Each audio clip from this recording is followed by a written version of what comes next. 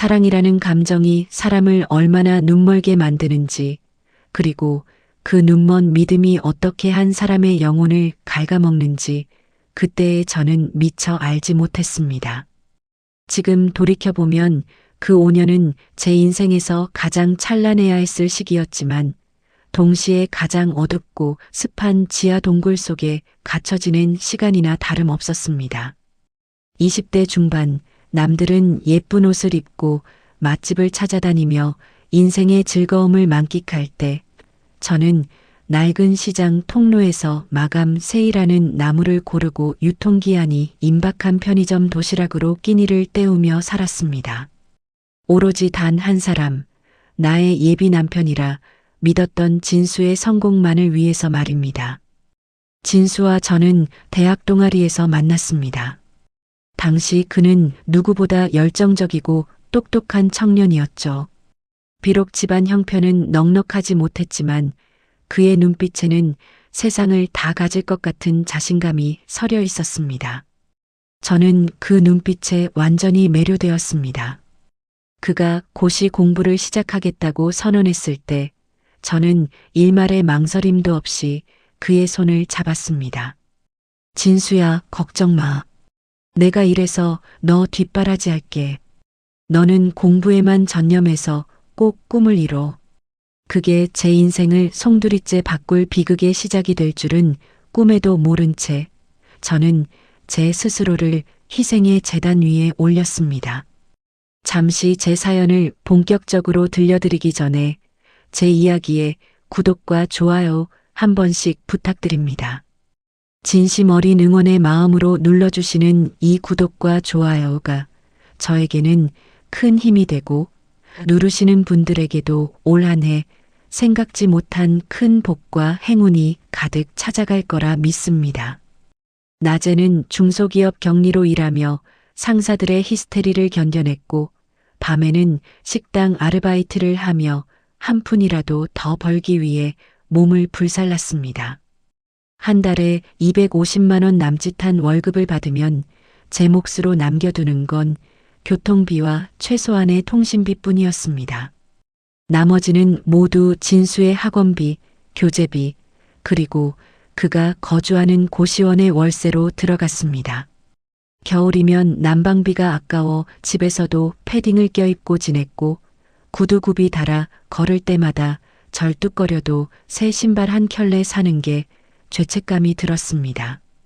내가 1만 원을 아끼면 진수가 책 한 권을 더 살 수 있고 내가 한 끼를 굶으면 진수가 좀 더 영양가 있는 고기 반찬을 먹을 수 있다는 생각 하나로 버텼습니다. 진수는 가끔 미안한 기색을 내비치기도 했습니다. 지혜야, 정말 미안해. 내가 합격만 하면 너 진짜 공주처럼 모시고 살게. 내 손에 물 한 방울 안 묻히고 내가 사고 싶다는 거 다 사줄게. 그럴 때마다 저는 바보처럼 웃으며 그의 손을 꼭 잡았습니다. 아니야, 나는 괜찮아. 너 힘들지 않게 공부하는 게 나 도와주는 거야. 그 달콤한 약속들이 나중에 제 심장을 찌를 비수가 되어 돌아올 줄은 상상조차 못했습니다. 부모님은 그런 저를 보며 속상함에 눈물을 흘리셨습니다. 딸아, 내가 왜 그렇게까지 해야 하니? 그놈이 합격하고 마음 변하면 어쩌려고 그래? 부모님의 걱정 섞인 꾸지람에 저는 오히려 화를 냈습니다. 엄마, 진수 그런 사람 아니야. 누구보다 성실하고 나밖에 모르는 사람이야. 조금만 믿고 기다려줘. 저는 부모님이 제 결혼 자금으로 쓰라고 모아두신 쌈짓돈까지 몰래 빼내어 진수의 논술 과외비로 쏟아부었습니다. 그것은 단순한 지원이 아니라 제 인생 전체를 건 도박이었고 저는 제 모든 것을 진수라는 패에 올인했습니다. 시간이 흐를수록 진수의 수험 생활은 길어졌습니다. 1년, 2년, 5년이라는 세월이 흐르는 동안 제 얼굴에는 기미가 내려앉고 손마디는 거칠어졌습니다. 거울 속의 제 모습은 30 초반의 여자가 아니라 고단한 삶에 찌든 중년 부인 같았습니다. 반면 제 돈으로 좋은 보약과 영양제를 챙겨 먹고 부족함 없이 공부에만 전념한 진수는 나이가 들수록 오히려 귀티가 나기 시작했습니다. 주변 친구들이 하나둘 결혼 소식을 알리고 아이 돌잔치 초대장을 보낼 때마다 저는 화장실에 숨어 눈물을 훔쳤습니다. 축의금 5만 원을 내는 것조차 저에게는 큰 사치였으니까요. 하지만 괜찮았습니다. 진수만 내 옆에 있다면, 그리고 그가 성공하기만 한다면 이 모든 보상을 받을 수 있을 거라 굳게 믿었습니다. 그는 저의 유일한 희망이자 제가 살아가는 이유 그 자체였습니다. 5년째 되던 해겨울, 진수는 유독 자신감에 차 있었습니다. 이번엔 느낌이 진짜 좋아, 지혜야. S사 공채 마지막이라 생각하고 썼는데 필기 성적이 대박이야. 그의 들뜬 목소리에 저는 제 가슴이 터질 듯한 설렘을 느꼈습니다. 드디어 긴 터널의 끝이 보이는 것 같았습니다. 저는 그날 저녁 무리에서 소고기를 샀습니다. 고시원 방 한쪽에서 작은 휴대용 가스레인지에 고기를 구우며 우리는 미래를 설계했습니다. 합격하면 우리 바로 예식장부터 알아보자. 내가 제일 좋은 곳으로 예약할게. 진수의 그 말 한마디에 지난 5년간의 고생이 눈 녹듯 사라지는 기분이었습니다. 그가 제 입에 넣어준 고기 한 점이 세상에서 가장 달콤했습니다. 하지만 그 달콤함 뒤에 가려진 소름 끼치는 진실을 저는 그때 알았어야 했습니다. 그가 먹여준 것은 고기가 아니라 저를 안심시키기 위한 비겁한 마취제였다는 사실을 말입니다. 5년 동안 저는 그를 위해 모든 것을 바쳤지만 그는 그 시간 동안 제 희생을 당연하게 여기는 괴물이 되어가고 있었습니다. 고마움은 익숙함으로 변했고 익숙함은 어느새 경멸로 바뀌어가고 있었다는 것을 저는 까맣게 몰랐습니다. 제가 그의 뒤를 바치고 있던 그 든든한 등판이 그에게는 언젠가 벗어던져야 할 무거운 짐이었다는 것을 깨달았을 때는 이미 모든 것이 늦은 뒤였습니다.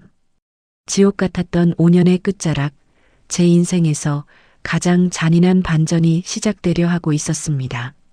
지독한 가난과 무시 속에서 버틴 지 정확히 5년째 되던 날, 마침내 기적이 일어났습니다.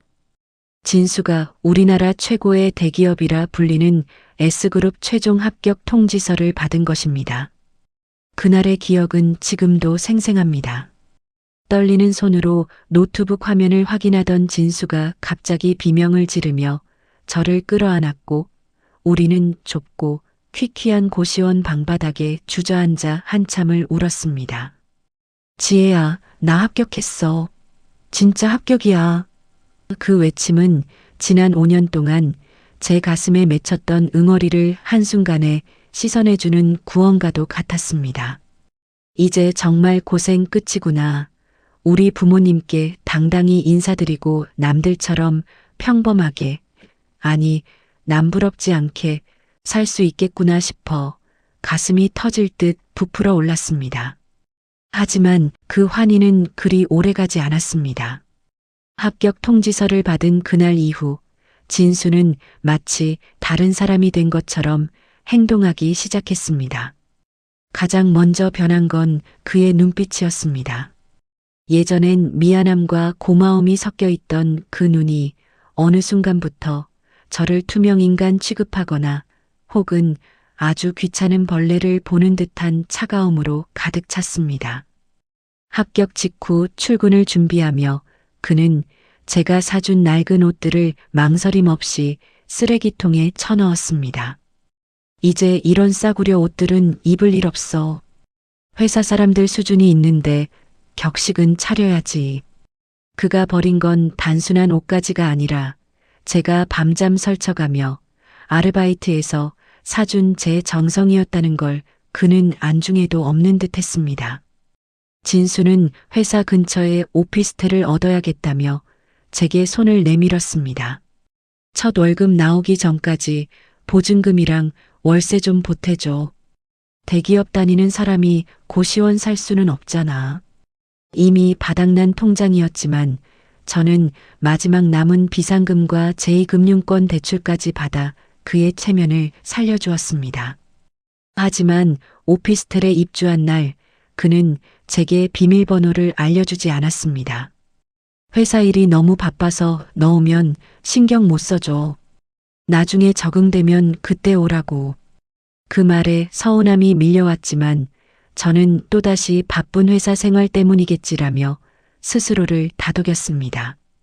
어느 날은 합격 축하 선물로 커플링을 새로 맞추자고 제안했습니다.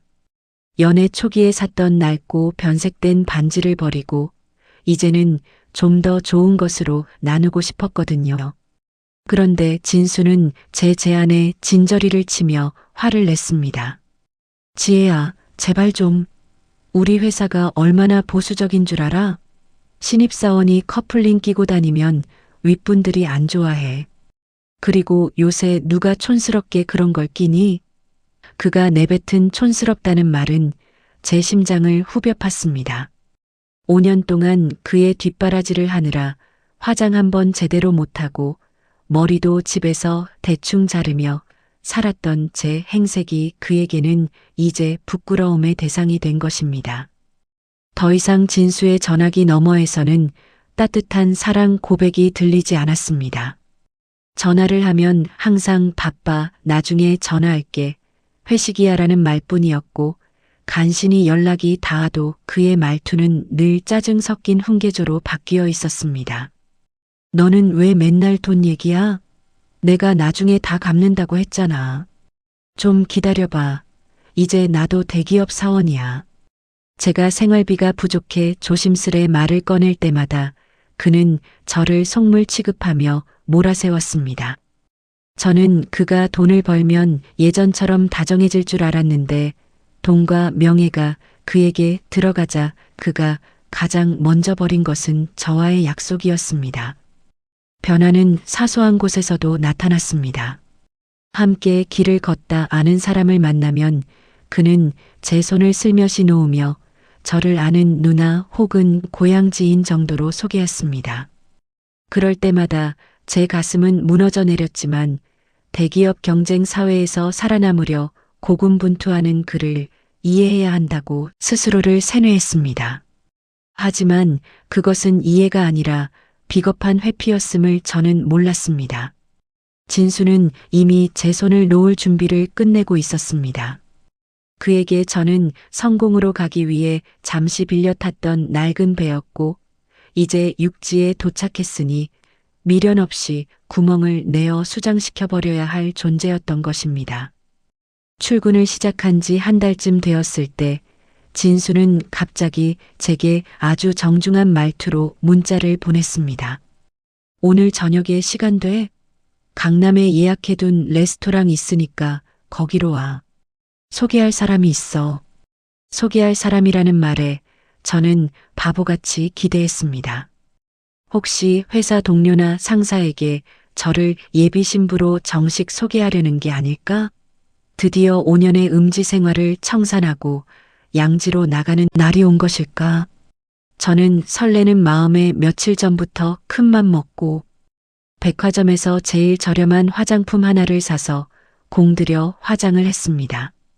거울 속의 제 모습은 여전히 초라했지만 진수가 저를 위해 예약했다는 그 장소가 주는 기대감이 저를 웃게 만들었습니다.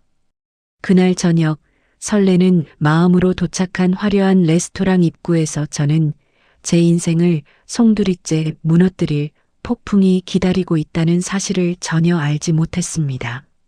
진수의 눈빛이 왜 그렇게 차가워졌는지, 왜 그토록 저를 숨기려 했는지에 대한 추악한 정답이 그곳에 앉아 있었습니다. 제 5년의 세월을 비웃음 한 번으로 날려버릴 가장 잔인한 배신의 서막이 오르고 있었습니다.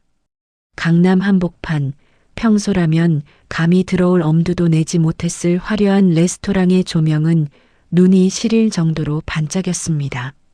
저는 며칠 전 백화점 매대에서 세일하던 화장품으로 공들여 얼굴을 분칠하고 5년 전 친구 결혼식 때 입었던 이제는 유행이 한참 지난 원피스를 꺼내 입었습니다.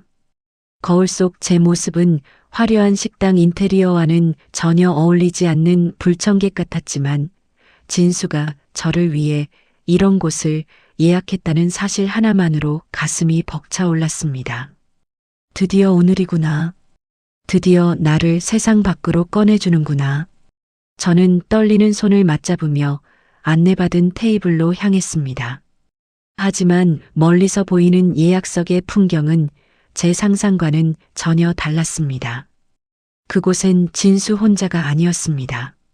진수의 옆자리에는 한눈에 봐도 귀티가 흐르는 머리부터 발끝까지 명품으로 치장한 젊은 여자가 앉아 있었습니다.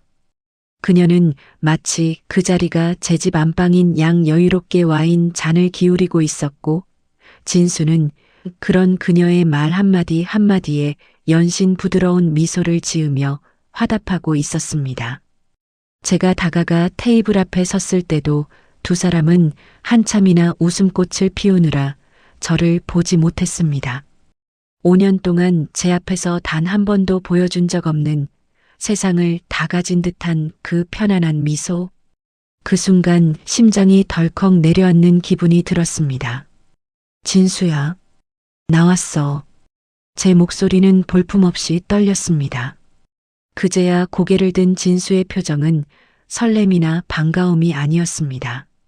마치 오지 말아야 할 사람이 온 것처럼 미간을 찌푸리며 당혹감을 드러냈죠. 하지만 그것도 잠시, 그는 곧 무심하고 차가운 가면을 썼습니다. 그는 옆에 앉은 여자를 쳐다보며 아주 나지막하고 오만한 목소리로 입을 뗐습니다. 왔어? 앉아. 소개할 사람이 있어서 불렀어. 저는 다리가 후들거려 간신히 의자에 엉덩이를 걸쳤습니다. 제 맞은편의 여자는 저를 위아래로 훑어보더니 코웃음을 치며 진수의 팔짱을 꽉 꼈습니다. 자기야, 이 아줌마야? 자기가 말한 그 사촌 누나 같다는 사람? 그 여자의 입에서 나온 말은 비수가 되어 제 가슴을 갈기갈기 찢어 놓았습니다. 사촌 누나? 5년을 뒷바라지하며 고시원에서 함께 미래를 약속한 예비 아내가 고작 한 달 만에 사촌 누나로 둔갑해 있었습니다. 저는 충격에 입술만 파르르 떨며 진수를 쳐다봤습니다. 진수야, 이게 무슨 소리야? 사촌 누나라니? 너 지금 장난치는 거지? 제 물음에 진수는 와인을 한 모금 마시더니 비릿한 웃음을 지으며 제 눈을 똑바로 응시했습니다. 지혜야, 적당히 해. 눈치껏 알아들어야지. 소개할게. 여기는 내가 정식으로 교제 중인 분이고 우리 회사 이사님 댁 따님이셔. 그리고 내가 진짜 결혼할 여자야. 그의 입에서 나온 결혼할 여자라는 단어는 천둥 소리처럼 제 귀를 때렸습니다. 5년의 세월이, 제 청춘이, 제 모든 희생이 그 짧은 한 문장에 쓰레기처럼 버려졌습니다. 결혼? 그럼 나는? 우리 부모님한테 인사드리고 예식장 알아보자던 그 약속들은 다 어쩌고. 제가 절규하듯 소리치자 진수는 오히려 한심하다는 듯 저를 쳐다봤습니다. 약속? 지혜야, 현실을 좀 봐. 내가 이제 대기업 사원인데 너 같은 경리 출신의 배경도 없는 여자랑 결혼할 수 있을 것 같아? 솔직히 너랑은 정 때문에 만난 거지.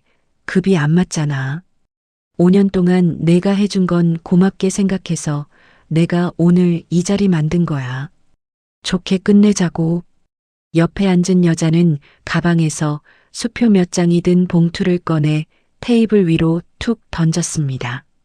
마치 구걸하는 사람에게 적선하듯 무례한 손짓이었습니다. 아줌마, 그동안 우리 오빠 뒷바라지하느라 고생하셨다면서요? 이건 제가 드리는 퇴직금이에요. 이 돈이면 아줌마 수준에 맞는 시장통에서 국밥이나 실컷 사드실 수 있겠죠? 이제 그만 오빠 인생에서 꺼져주세요. 급 떨어지게 자꾸 연락하지 말고. 그녀의 비웃음 섞인 말투와 진수의 방관하는 눈빛. 진수는 제가 준 돈으로 산 구두를 신고 제가 준 돈으로 맞춘 정장을 입고 앉아 다른 여자의 손을 잡으며 저를 비참함의 구렁텅이로 밀어 넣었습니다. 내가 결혼할 여자야 기억나며 비릿하게 웃던 그의 입모양이 슬로 모션처럼 제 시야에 박혔습니다. 5년 동안 썩어 문드러진 제 손등 위로 차가운 눈물 한 방울이 떨어졌습니다. 그들은 보란 듯이 다정한 모습으로 일어났고 진수는 계산대에서 제가 빌려준 돈으로 산 지갑을 꺼내 결제했습니다. 식당 안의 모든 사람이 저를 동정 섞인 눈으로 혹은 조롱하는 눈으로 쳐다보는 것 같았습니다. 제 인생이 무너지는 소리가 그 화려한 레스토랑의 클래식 음악 소리에 묻혀가고 있었습니다. 하지만 그들은 몰랐을 겁니다. 그날 제가 흘린 눈물은 슬픔이 아니라 제 안에 잠자고 있던 도끼를 깨우는 주문이었다는 사실을요. 그들이 떠난 자리에는 식어버린 스테이크의 기름기와 그 여자가 던지고 간 하얀 봉투만이 덩그러니 남았습니다. 레스토랑 안의 화려한 소음들은 마치 저를 비웃는 합창소리처럼 들렸고 주변 테이블에서 느껴지는 동정 어린 시선들은 송곳이 되어 제 살가죽을 파고들었습니다. 저는 떨리는 손으로 그 봉투를 집어들었습니다. 그 안에는 고작 수백만 원짜리 수표 몇 장이 들어있더군요. 5년이라는 내 청춘, 내 부모님의 피눈물, 그리고 제가 포기했던 모든 꿈의 대가가 고작 이 종이 몇 장이라는 사실에 헛웃음이 터져 나왔습니다. 식당을 나오자 차가운 밤바람이 뺨을 때렸습니다. 5년 전 진수와 처음 뒷바라지를 시작하며 걷던 그 밤거리와 공기는 같았지만 제 곁엔 아무도 없었습니다. 집으로 돌아가는 버스 창문에 비친 제 모습은 그야말로 처참했습니다. 화장은 눈물에 번져 얼룩덜룩했고 무리해서 입은 낡은 원피스는 구질구질한 제 처지를 더욱 도드라지게 만들었습니다.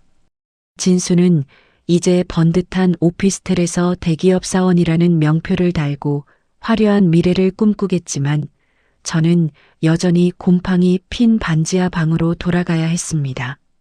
방에 들어서자마자 벽에 걸린 진수와의 사진들을 하나하나 바닥으로 내팽개쳤습니다. 사진 속에서 환하게 웃고 있는 진수의 얼굴을 보니 구역질이 올라왔습니다. 급이 안 맞는다고? 정 때문에 만난 거라고? 그가 내뱉은 말들이 머릿속에서 끊임없이 재생되며 저를 난도질했습니다. 침대에 엎드려 밤새도록 울었습니다. 억울해서 너무나 분해서 심장이 터져버릴 것 같았습니다. 그를 위해 제가 했던 모든 일들이 주마등처럼 스쳐 지나갔습니다. 한여름 떼약볕 아래서 전단지를 돌리던 일, 식당 주방에서 기름때를 닦으며 욕설을 듣던 일, 그 모든 고생을 저는 오로지 우리의 미래를 위한 투자라고 생각했습니다. 하지만 그 투자처는 애초에 부도난 쓰레기였고 저는 사기를 당한 바보였을 뿐입니다. 새벽녘 퉁퉁 부은 눈으로 천장을 바라보며 저는 깨달았습니다. 여기서 주저앉아 울기만 한다면 진수는 제 희생을 발판 삼아 그 여자와 행복하게 잘 살 것이고 저는 평생 패배자로 남게 될 거라는 사실을 말입니다. 아니, 그렇게는 못해. 너희 둘 다 지옥으로 보내줄게. 입 밖으로 내뱉은 목소리는 제 것 같지 않을 정도로 차갑고 단단했습니다. 슬픔이 빠져나간 자리에는 지독한 증오와 도끼가 차올랐습니다. 진수는 제가 착하고 순진해서 그냥 울다가 포기할 여자라고 생각했을 겁니다. 하지만 그는 큰 실수를 했습니다. 5년 동안 그를 뒷바라지하며 제가 배운 것은 인내심만이 아니었습니다. 그가 가장 힘들 때 제 앞에서 보여주었던 그 추악하고 비겁한 민낯들을 저는 누구보다 잘 알고 있었습니다.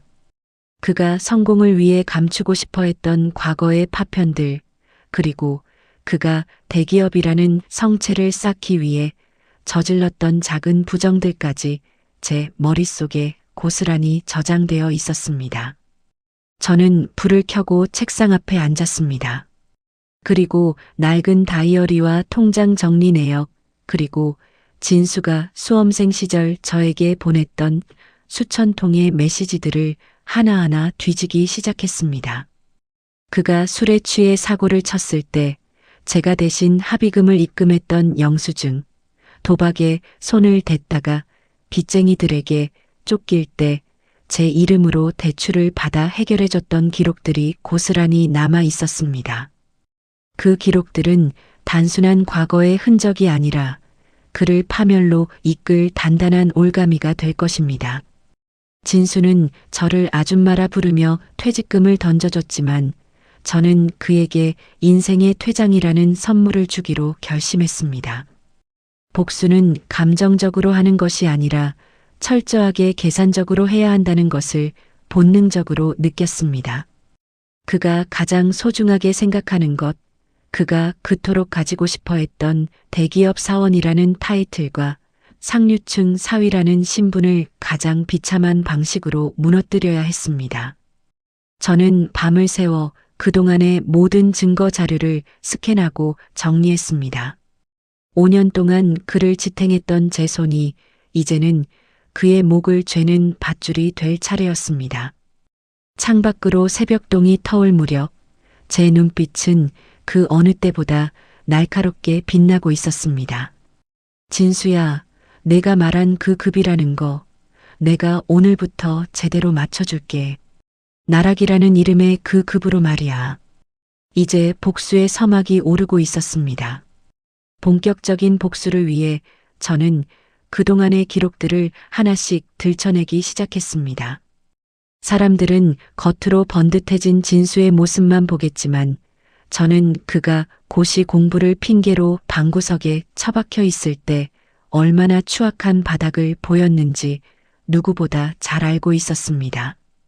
5년이라는 시간은 단순히 그를 지원한 시간이 아니라 그의 온갖 오물 같은 사생활을 제가 온몸으로 받아내며 수습해온 시간이기도 했습니다.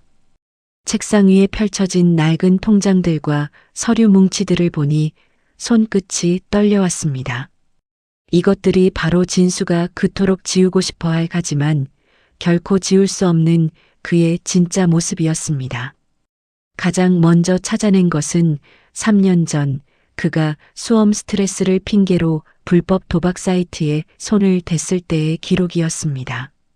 당시 그는 제 생활비까지 몰래 빼돌려 도박으로 날리고는 사채업자들에게 쫓기는 신세가 되었습니다. 제 자취방까지 찾아와 문을 두드리는 빚쟁이들 앞에서 저는 공포에 떨며 빌었습니다. 결국 저는 제 이름으로 고금리 대출까지 받아 그의 도박빚 2천만 원을 대신 갚아주었습니다. 그때 진수는 제 발등에 입을 맞추며 울었습니다. 지혜야, 나 진짜 죽을 죄를 지었어. 이번만 살려주면 나 정말 공부만 할게. 너한테 평생 갚으며 살게. 그때 그가 보낸 비굴한 참회록 메시지와 합의금 송금 내역이 제 핸드폰과 통장에 고스란히 남아 있었습니다. 그뿐만이 아니었습니다. 그는 수험생 신분으로 유흥업소에 드나들다 시비가 붙어 폭행 사건에 휘말린 적도 있었습니다. 대기업 취업 시 결격 사유가 될까봐 전전긍긍하던 그를 위해 저는 피해자를 찾아가 무릎을 꿇고 빌며 합의를 끌어냈습니다. 그때 들어간 합의금 500만 원 역시 제 피 같은 적금을 깬 돈이었습니다. 대기업 S사는 신입사원의 도덕성과 윤리의식을 가장 중요하게 여깁니다. 만약 신입사원이 수험 기간 중 불법 도박을 일삼고 폭행 사건으로 합의금을 물어준 전력이 있다는 사실이 알려진다면 그것도 그 돈을 모두 예비 신부에게 갈취하듯 받아내 해결했다는 것이 밝혀진다면 어떻게 될까요? 하지만 제가 가진 가장 치명적인 카드는 따로 있었습니다. 바로 그의 경력 조작 정황이었습니다. 진수는 이번 S사 공채에 지원하면서 공백기를 메우기 위해 제가 다니던 중소기업에서 인턴으로 근무했다는 허위 경력 증명서를 제출했습니다. 당시 제가 격리직으로 있으면서 회사 직인을 관리한다는 점을 이용해 그는 저를 달달 볶아 가짜 확인서를 만들어 달라고 애원했었습니다. 지혜야, 이거 없으면 나 서류에서 바로 탈락이야. 우리 미래를 위해서 딱 한 번만 도와줘. 응? 사랑에 눈이 멀었던 저는 그게 얼마나 위험한 일인지도 모른 채 그의 앞길을 위해 회사 몰래 서류를 조작해 주었습니다. 그것은 그를 합격시킨 결정적 발판이었지만 이제는 그를 단숨에 나락으로 떨어뜨릴 단두대의 칼날이 되었습니다. 저는 차분하게 이 모든 자료를 정리했습니다.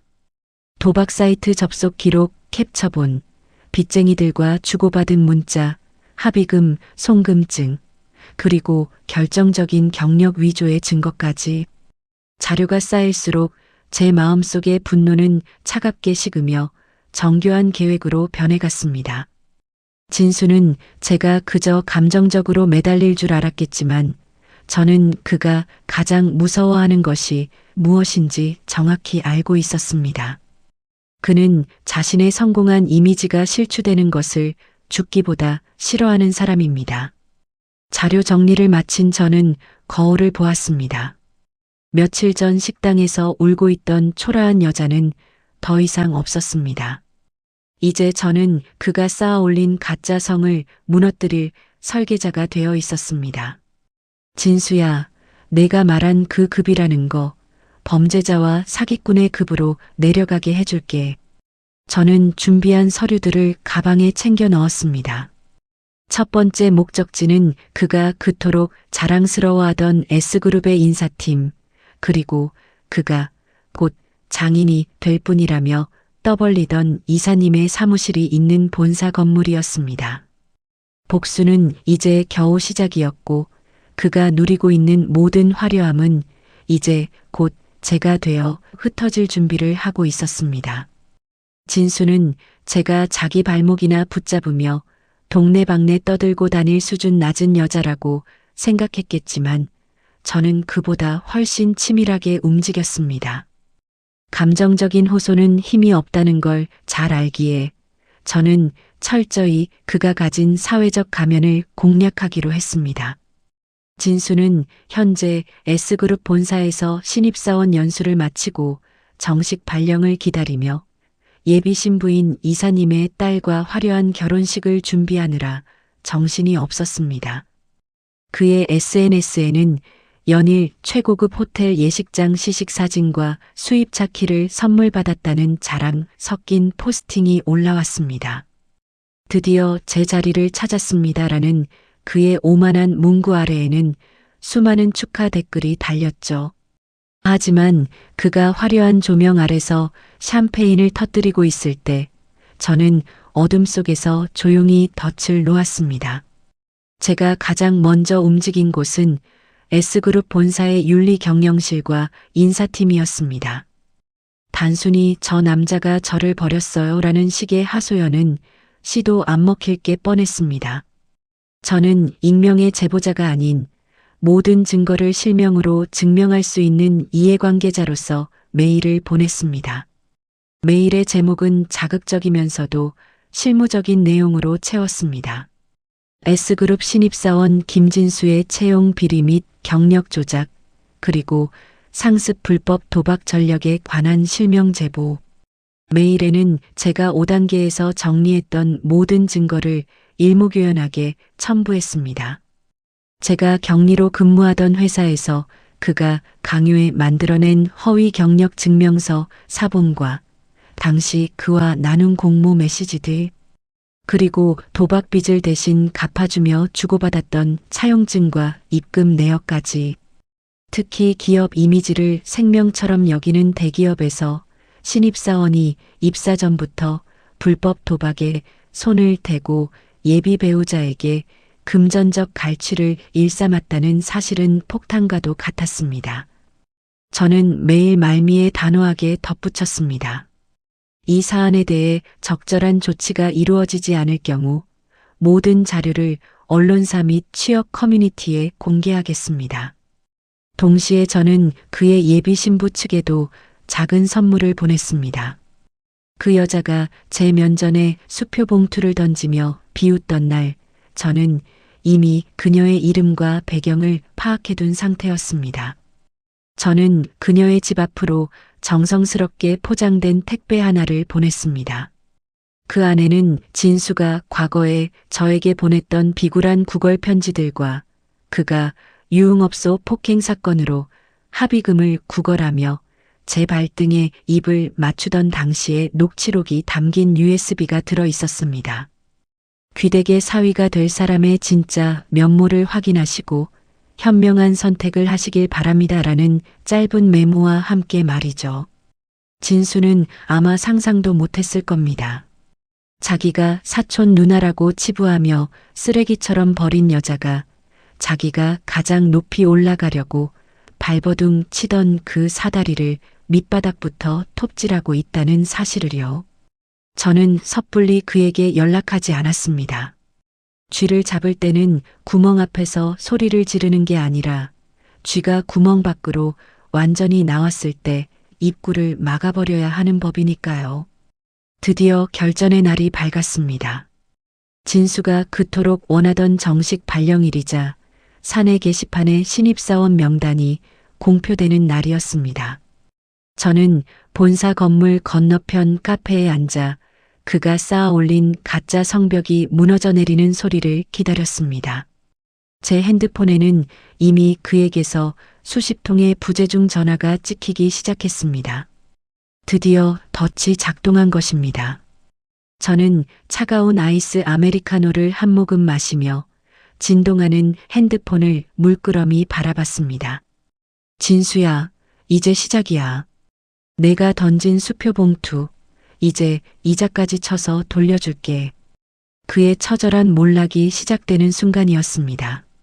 진수에게서 걸려오는 전화벨 소리는 카페 안의 고요함을 찢어발기듯 울려댔습니다. 한 번, 두 번, 10번. 끊임없이 진동하는 휴대폰을 보며 저는 기묘한 해방감을 느꼈습니다. 불과 며칠 전만 해도 그의 연락 한 통에 가슴 졸이고 행여나 바쁜 그에게 방해가 될까봐 전전긍긍하던 제 모습은 이제 없었습니다. 저는 11번째 울리는 전화를 천천히 받았습니다. 수신음이 가자마자 수화기 너머로 비명에 가까운 진수의 목소리가 터져나왔습니다. 아, 이지혜, 너 지금 무슨 짓을 한 거야? 너 미쳤어? 회사에 보낸 그 메일 뭐야? 당장 취소해. 너 때문이 지금 나 인사팀에 불려가고 난리 났다고. 5년 동안 제가 알던 부드러운 목소리는 간대없고 본성을 드러낸 괴물의 포효만이 가득했습니다. 저는 차분하게 대답했습니다. 왜? 급이 맞는 사람들끼리 노는 곳이라며. 내가 좋아하는 그 대기업 시스템에 내 진짜 급을 알려준 것뿐이야. 제 냉담한 반응에 진수는 숨을 헐떡이며 더욱 날뛰었습니다. 너 진짜 죽고 싶어? 경력 조작? 그거 내가 해준 거잖아. 너도 공범이야, 이년아. 너도 감옥 가고 싶어? 그의 협박에 저는 헛웃음이 났습니다. 응, 나도 처벌받을게. 사문서 위조방조든 뭐든 내가 무너질 수만 있다면 나도 기꺼이 같이 갈게. 근데 진수야, 너는 잃을 게 많지만 나는 이제 잃을 게 없거든. 내가 내 5년을 다 가져갔잖아. 제가 말을 마치기도 전에 그는 전화를 끊어버렸습니다. 아마 당장 인사팀 소명 자료를 준비하느라 정신이 없었겠지요. 하지만 소명할 길은 없을 겁니다. 그가 제출한 인턴 경력서의 원본 대조는 이미 제가 근무하던 회사를 통해 허위임이 확인되었고 제가 보낸 도각 증거들은 빼도 박도 못할 팩트였으니까요. 그날 오후 진수의 예비 신부에게서도 연락이 왔습니다. 레스토랑에서 저를 아줌마라 부르며 수표를 던졌던 그 오만한 목소리는 온데간데 없었습니다. 저기, 지혜씨? 보내주신 USB 봤어요. 이거 다 진짜인가요? 진수씨가 정말 도박을 하고 폭행 사건까지 있었다고요? 떨리는 그녀의 목소리에 저는 담담하게 사실만을 말해주었습니다. 그녀는 믿기지 않는다는 듯 신음하더니 전화를 끊었습니다. 그 집안은 대기업 이사 가문입니다. 평판을 목숨보다 소중히 여기는 그들이 예비 사위가 경력 위조범의 도박꾼이라는 사실을 알고도 결혼을 진행할 리 없었습니다. 진수는 사내 게시판에 신입사원 교육 우수자로 이름을 올리며 화려하게 데뷔할 예정이었지만 그날 오후 그에게 내려진 것은 인사대기 및 정직 처분이었습니다. 동기들 사이에서는 이미 동거녀버리고 이사 딸이랑 결혼하려다 경력 조작 걸린 놈이라는 소문이 파다하게 퍼졌습니다. S그룹 같은 거대 조직에서 한번 낙인 찍힌 평판은 절대로 회복될 수 없습니다. 그는 이제 엘리트 신입사원이 아니라 잠재적 범죄자이자 조직의 수치가 된 것입니다. 퇴근 시간이 지날 무렵 진수는 제 집 앞으로 찾아왔습니다. 레스토랑에서 입었던 그 비싼 정장은 땀과 담배 냄새에 찌들어 엉망이었고 단정하던 머리는 헝클어져 있었습니다. 그는 저를 보자마자 무릎을 꿇으려 했습니다. 지혜야, 제발. 내가 잘못했어. 그날 식당에서 한 말은 다 연기였어. 이사님 딸 눈치 보여서 어쩔 수 없었다고. 제발 메일 한 통만 다시 보내줘. 오해였다고. 내가 질투나서 꾸며낸 일이라고 한 번만 말해줘. 응? 너 나 사랑하잖아. 저는 무릎을 꿇고 제 바짓가랑이를 붙잡는 그의 손을 차갑게 뿌리쳤습니다. 사랑? 아니, 그건 5년 전에 죽었어. 내가 진짜 결혼할 여자라며 그 여자 손잡고 나갔을 때 말이야. 저는 그가 던졌던 수표 봉투를 꺼내 그의 얼굴에 뿌려주었습니다. 이거 내 퇴직금이야. 인생 퇴직금. 내 수준에 딱 맞는 시장통 가서 국밥이나 사 먹어. 내가 그랬잖아. 급이 안 맞으면 같이 못 산다고. 이제 너랑 나랑은 급이 너무 차이나서 못 만나겠네. 나는 피해자고 너는 범죄자니까. 저는 뒤도 돌아보지 않고 건물 안으로 들어왔습니다. 등 뒤로 진수의 절규와 욕설이 들려왔지만 그 소리는 저에게 그 어떤 음악보다 달콤하게 들렸습니다. 진수가 제 집 앞에서 울부짖으며 매달리던 그 밤 이후 그의 화려했던 세계는 무서운 속도로 해체되기 시작했습니다. 대기업의 시스템은 자비가 없었습니다. 특히 정직과 도덕성을 기업 윤리의 최우선으로 삼는 S그룹에서 신입사원의 경력 위조는 단순한 실수가 아니라 기업에 대한 기만이자 중대 범죄로 취급되었습니다. 제가 보낸 허위 경력 증명서, 공모 내역과 전 직장법인 인감이 찍힌 진짜 경력서가 대조되면서 진수의 모든 변명은 힘을 잃었습니다. 그는 인사팀 조사실에 갇혀 취조에 가까운 조사를 받으며 자신의 미래가 한 조각씩 떨어져 나가는 것을 속수무책으로 지켜봐야 했습니다. 더 가관이었던 건 그가 목숨 걸고 매달렸던 예비 신부 측의 반응이었습니다. 대기업 이사였던 그녀의 아버지는 자신의 체면이 깎이는 것을 견디지 못했습니다. 제가 보낸 USB 속 유흥업소 폭행 사건 녹취와 도박빚 독촉 기록을 확인한 날, 이사님 댁에서는 진수의 짐을 모조리 문 밖으로 내던졌습니다. 진수는 오피스텔 보증금마저 그 집안의 도움을 받았던 터라 하루아침에 갈 곳 없는 신세가 되었습니다. 화려한 호텔 예식은 취소되었고 결혼 준비를 도왔던 업체들로부터는 위약금 청구서가 쏟아졌습니다. 그가 SNS에 자랑했던 수입차는 당연히 회수되었고 그는 다시 5년 전에 그 초라한 백수 시절로 돌아갔습니다. 아니, 그때보다 더 비참한 정가와 낙인이 찍힌 채로 말입니다. 진수는 포기하지 않고 저에게 수백 통의 메시지를 보냈습니다. 처음에는 애원이었고 그 다음에는 가스라이팅이었으며 마지막에는 광기 어린 협박이었습니다. 지혜야, 나 이대로 못 죽어. 내가 나한테 어떻게 이래? 5년 동안 나 사랑했다며. 내가 내 인생 망쳤으니까 책임져. 너 지금 당장 회사에 전화 안 하면 내 부모님 찾아가서 다 죽여버릴 거야.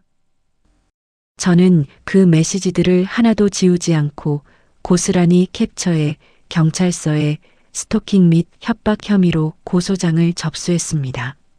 이미 밑바닥까지 추락한 그가 할 수 있는 건 비겁한 발악뿐이었고 저는 그 발악마저도 법이라는 울타리로 철저히 차단했습니다. 진수가 정직 처분을 받고 조사를 받던 중 회사 게시판에는 더욱 구체적인 폭로글들이 올라오기 시작했습니다. 제가 올린 글은 시작일 뿐이었습니다.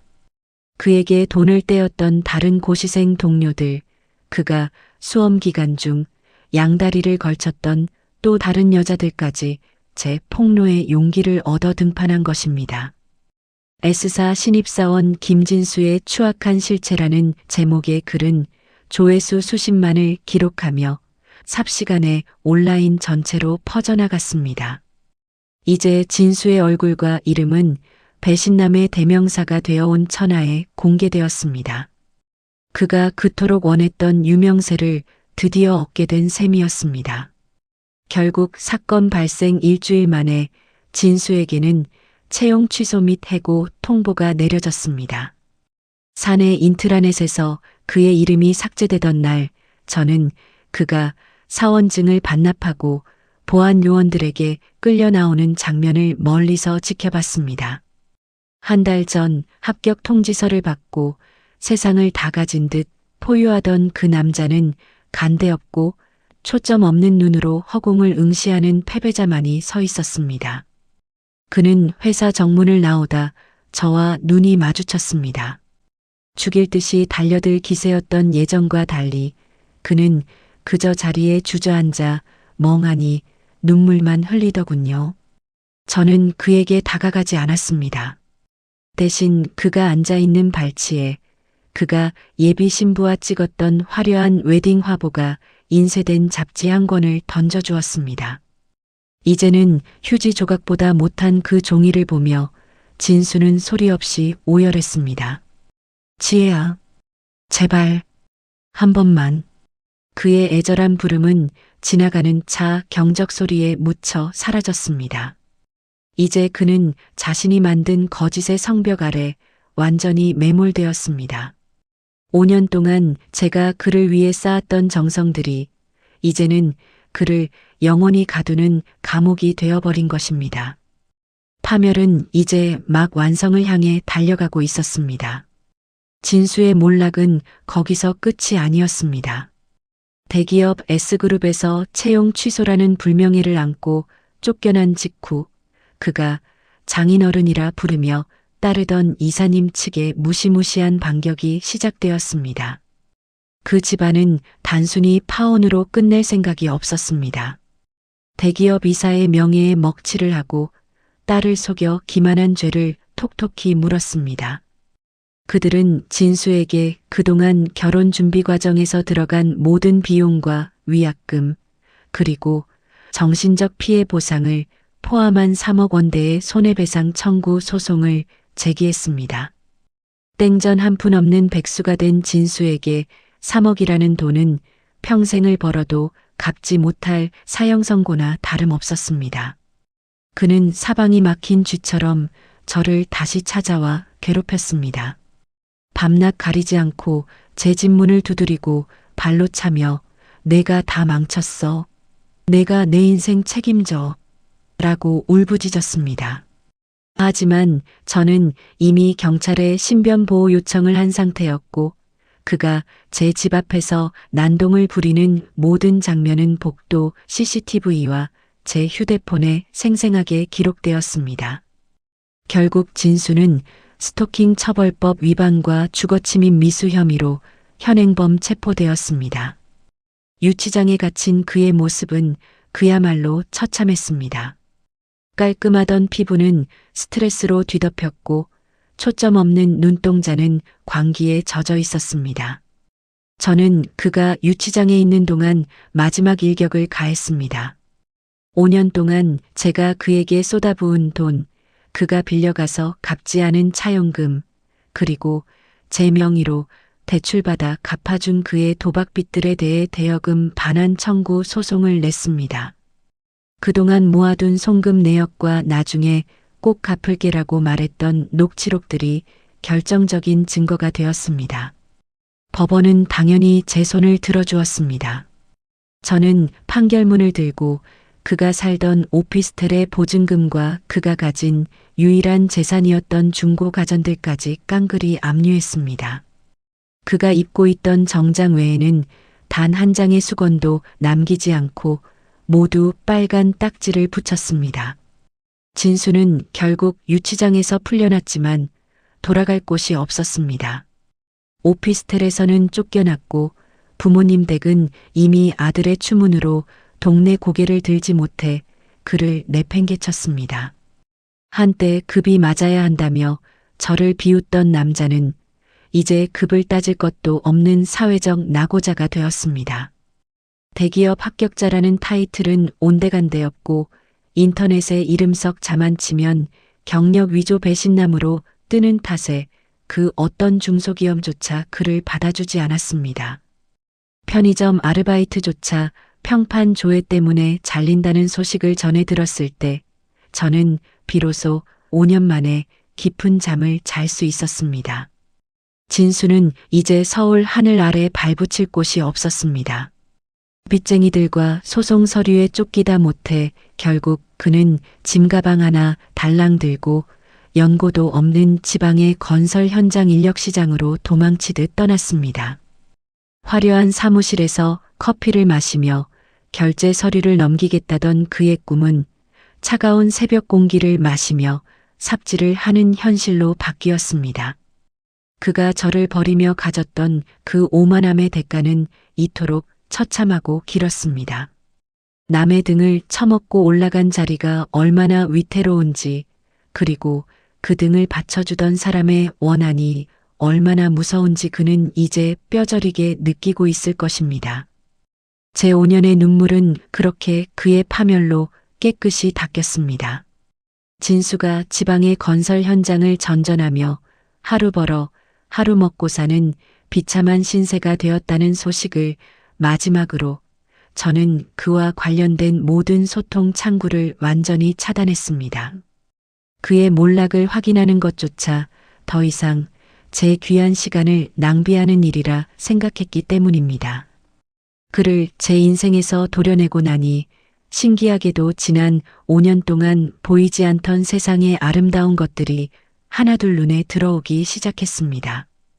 곰팡이 냄새나던 반지하 방을 벗어나 작은 창으로 햇살이 잘 드는 깨끗한 집으로 이사를 했고 남의 성공을 위해 헐값에 팔았던 제 노동력은 오로지 저 자신을 위해 쓰기 시작했습니다.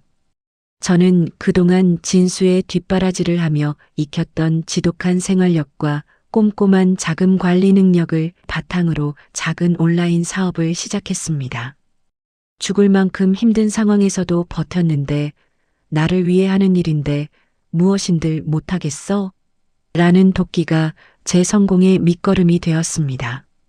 진수에게 빼앗겼던 돈들을 법적으로 모두 회수하고 제 스스로 벌어들인 수익이 쌓이면서 제 삶은 몰라보게 달라졌습니다. 거칠었던 손마디에는 이제 은은한 핸드크림 향기가 배어 있고 유행 지난 옷 대신 나에게 가장 잘 어울리는 옷을 입으며 저를 가꾸는 기쁨을 알아가고 있습니다. 가끔 길을 걷다 화려한 레스토랑을 지나칠 때면 그날의 배신이 떠오르곤 합니다. 하지만 이제는 가슴이 아프지 않습니다. 오히려 그날 그가 본성을 드러내준 것이 제 인생 최대의 행운이었다는 생각마저 듭니다. 만약 그가 적당히 숨기며 저와 결혼했다면 저는 평생 그의 추악한 비밀을 감당하며 사는 화려한 감옥에 갇혔을지도 모르니까요. 내가 결혼할 여자야라며 비웃던 그의 오만함은 역설적으로 저를 진정한 자유로 이끌어준 해방의 열쇠가 되었습니다. 쓰레기를 제때 분리수거하지 않으면 온 집안의 악취가 진동하듯 인생의 오물도 제때 치워야 새 삶을 살 수 있다는 평범한 진리를 저는 온몸으로 깨달았습니다. 이제 제 곁에는 제 과거를 동정하는 사람이 아니라 제 현재를 존중하고 제 미래를 응원해주는 소중한 사람들이 함께합니다. 부모님께는 진수에게 썼던 돈의 몇 배를 용돈으로 드리고 함께 여행을 다니며 효도하는 일상을 누리고 있습니다. 제 얼굴에는 더 이상 불안과 피로가 아닌 여유와 자신감이 서려 있습니다. 사람들은 저를 보며 어쩜 그렇게 생기가 넘치냐고 묻습니다. 저는 그저 미소 지으며 대답합니다. 인생에서 가장 무거운 짐을 내려놓았거든요. 이 이야기를 듣고 계신 여러분 중에도 혹시 누군가를 위해 자신을 갉아먹으며 희생하고 있는 분이 계신가요? 그 희생이 당연한 권리인 줄 아는 사람에게 여러분의 귀한 청춘을 바치지 마세요. 배신은 아프지만 그 아픔은 새로운 시작을 위한 성장통일 뿐입니다. 저를 버리고 승승장구할 줄 알았던 그 남자는 지금 먼지 날리는 현장에서 과거를 후회하며 살고 있겠지만 저는 오늘보다 더 빛날 내일을 준비하며 웃고 있습니다. 제 인생의 진짜 하이라이트는 그가 망가진 그날부터가 아니라 제가 저 자신을 사랑하기 시작한 바로 지금부터입니다. 제 이야기는 여기서 끝이지만 저의 행복한 삶은 이제부터 영원히 계속될 것입니다. 여러분도 부디 자신만의 빛나는 인생을 찾으시길 진심으로 응원합니다.